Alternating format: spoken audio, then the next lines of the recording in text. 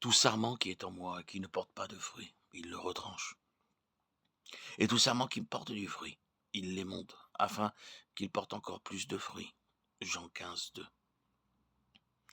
Le chrétien charnel n'exerce jamais qu'une mauvaise influence.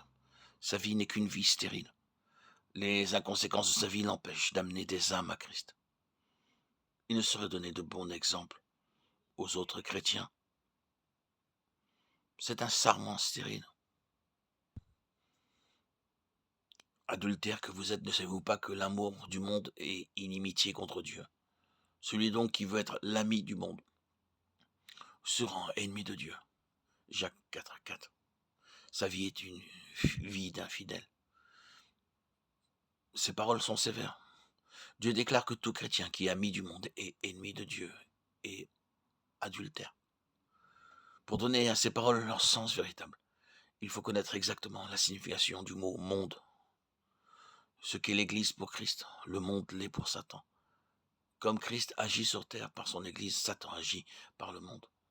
Le monde, c'est la vie et la société humaine sans Dieu.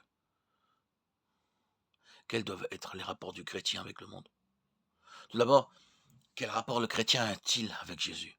Christ et le chrétien sont un. Leur union est si absolue que le Saint-Esprit compare leur relation à celle qui existe entre deux époux. Il est naturel dès lors que Dieu ait déclaré que l'attachement au monde équivaut à un adultère spirituel.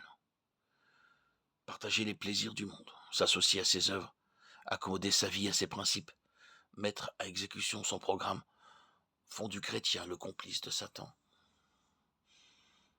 N'aimez pas le monde, ni les choses qui sont dans le monde. Si quelqu'un aime le monde, l'amour du Père n'est point en lui. Car tout ce qui est dans le monde, la convoitise de la chair, la convoitise des yeux et l'orgueil de la vie, ne vient point du Père, mais vient du monde. 1 Jean 2, 15, 16. Le monde, c'est tout ce qui ne vient pas du Père. Ce qui n'est pas digne de la vie du Christ dans les cieux n'est pas digne de la vie du chrétien sur la terre.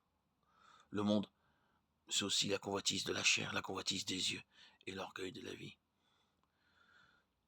Il se manifeste dans la toilette, la conversation, les distractions, les lectures, les amitiés, par nos désirs et par nos actions. La convoitise de la chair, c'est tout ce qui flatte la chair. Toute concession faite à la mode, tout désir d'accumuler des biens proviennent de la convoitise des yeux. Elle tient les regards fixés sur les choses temporelles.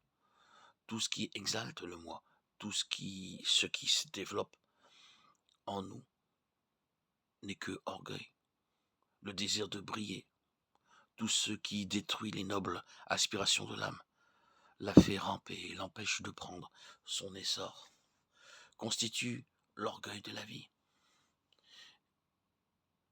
Aimez-vous le monde et les choses qui sont dans le monde? Si oui, vous êtes un chrétien charnel.